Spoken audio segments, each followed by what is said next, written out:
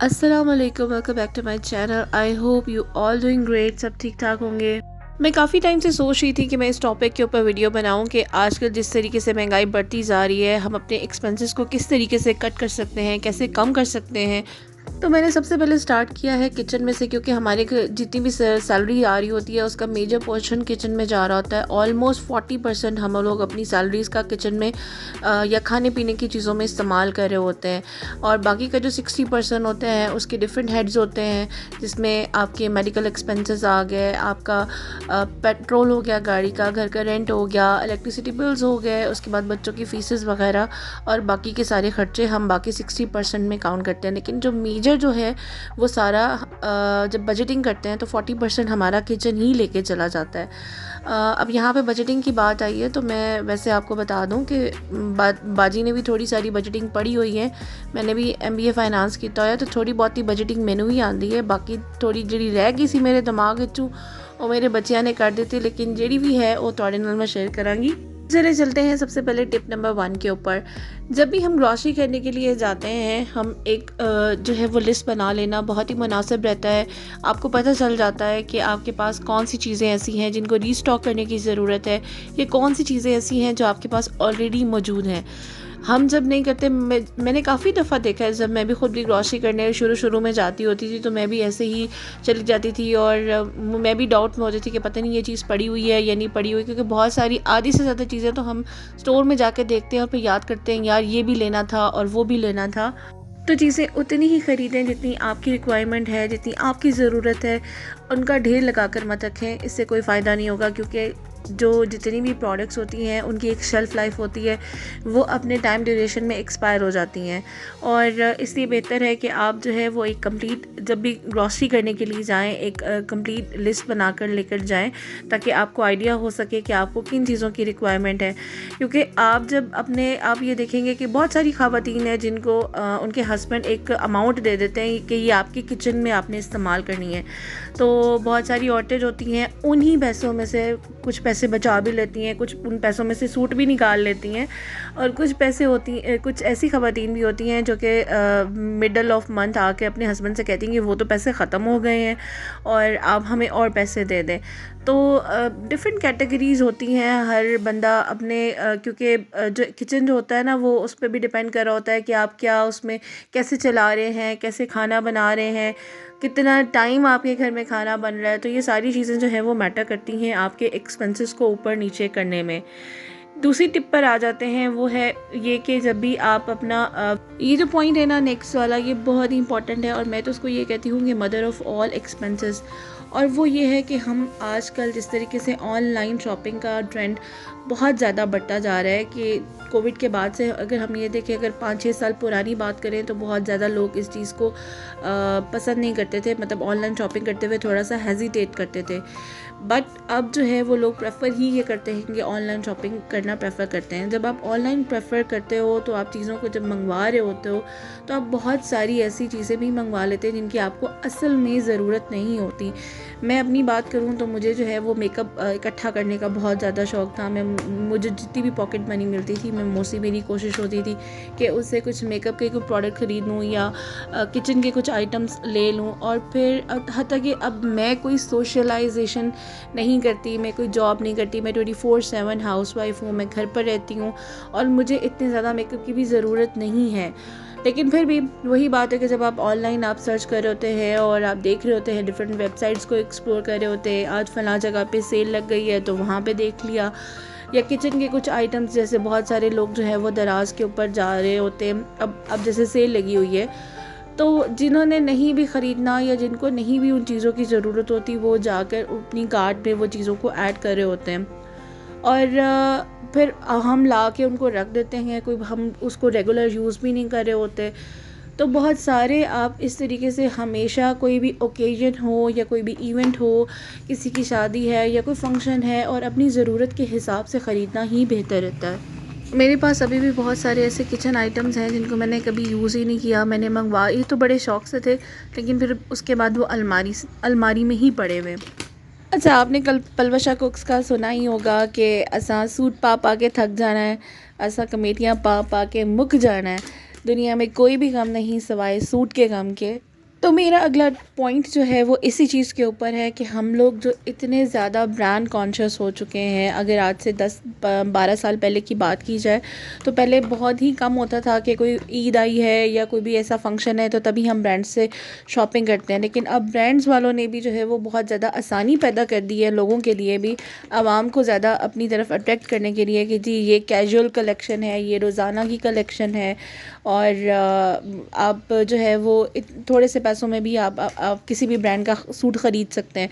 फिर दूसरे तीसरे दिन जो है वो इनकी सेल भी लगती रहती है, तो जिसकी वजह से हम तमाम की तमाम ख़वातीन, चाहे कोई भी है चाहे मैं भी हूँ, तो हम ज़रूर अट्रैक्ट होते हैं और हम ये ज़रूर कहते हैं कि नहीं, हमें कपड़े ख़रीद लेने चाहिए कि अगर हम सेल भी लगी हुई है तो हमें ये लगता है कि शायद हमने डिस्काउंट पर ख़रीदें, बट ऐसा नहीं है।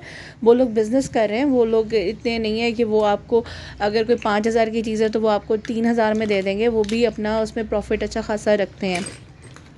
तो कहने का मकसद ये है कि हम लोग जो है वो इसी तरीके से चीज़ें ख़रीदते जाते हैं। अभी भी बहुत सारी समझदार ख़वातीन हैं या मर्द हज़रात हैं जो उसी ब्रांड की ही रेप्लिका में बहुत ही अच्छी क्वालिटी में, मतलब ऑलमोस्ट 19-20 का ही फ़र्क होता है, और वो चीज़ें ख़रीदते हैं। और कोई भी जज नहीं कर सकता कि ये जो है वो चीज़ 10,000 की है, उसी ब्रांड की ही कॉपी आपको 2,000 में या 3,000 में भी मिल जाएगी। और यकीन माने कि किसी को भी फ़र्क नहीं पड़ता कि आपने किस ब्रांड की कोई चीज़ पहनी हुई है, आपने क्या कहाँ से लिया है, इस चीज़ से कोई फ़र्क नहीं पड़ता। आपको ज़रूर फ़र्क पड़ेगा जब आपके पास कुछ ना कुछ अमाउंट होगी, कुछ ना कुछ पैसे होंगे जो आपके होंगे। ये मैं आपको दिखा रही हूँ, ये वो सारा मेकअप जो मैंने लिया हुआ है, और मुझे इसकी ज़रूरत भी एज़ सच नहीं है, लेकिन फिर भी मैंने जो है वो पैसे अपने ज़ाया किए हुए हैं, जो पॉकेट मनी मिली वो इस तरह से वेस्ट कर दी। मदर ऑफ़ एक्सपेंसेस तो हो गए, लेकिन अब बात करते हैं फादर ऑफ़ एक्सपेंसेस, और वो है क्रेडिट कार्ड्स। आजकल हर दूसरे बंदे के पास डेबिट कार्ड्स, क्रेडिट कार्ड्स मौजूद होते हैं। मेजॉरिटी लोग पैसों की रिस्पॉन्सिबिलिटी से बचने के लिए अपने पास क्रेडिट कार्ड्स रखते हैं या डेबिट कार्ड्स रखते हैं, और वो उन्हीं से ही शॉपिंग करते हैं।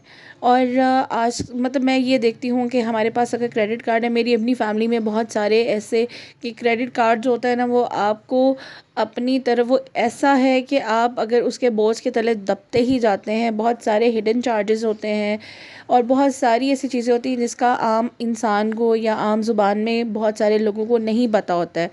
और हम तो ये करते हैं ना कि ठीक है जी, क्रेडिट कार्ड से हमने पेमेंट कर दी है, अगले महीने जब सैलरी आएगी तो हम उसमें कर देंगे। और बहुत सारी ऐसी चीज़ों की जिनकी ज़रूरत भी नहीं होती, क्योंकि उस वक्त हमारी पॉकेट के अंदर क्रेडिट कार्ड होता है और हमें ये लगता है कि शायद ये पैसे तो कोई ऊपर से आए हुए हैं, तो हम जो है वो उसमें से चीज़ें ख़रीदना शुरू कर देते हैं।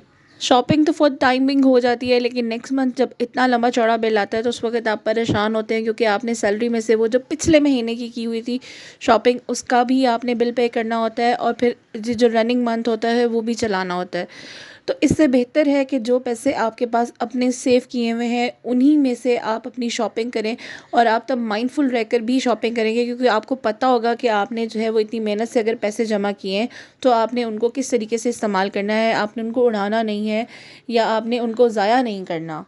अब बात करते हैं अगले पॉइंट के ऊपर, और वो है ऑर्डर ऑनलाइन या बाहर से खाना जो हम मंगवा रहे होते हैं, वो भी हमारी पॉकेट के ऊपर एक इजाफी बोझ होता है, जो आहिस्ता आहिस्ता लोगों में इस चीज़ का ट्रेंड बढ़ता ही जा रहा है।